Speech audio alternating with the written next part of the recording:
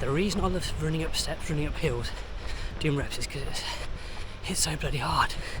Sounds odd, doesn't it? But when you do hard things, your body adapts, you get better. So let's give it a crack. Have a crack at these beasts.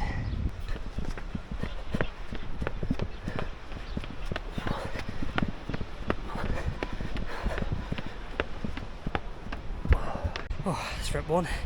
Let's go and crack out a few more, shall we? All the way back down.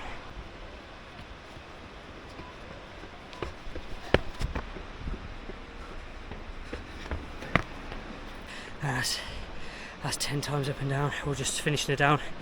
That'll do me for today. Nice little session. Good to get out and about even on your holidays. Keep fitness going.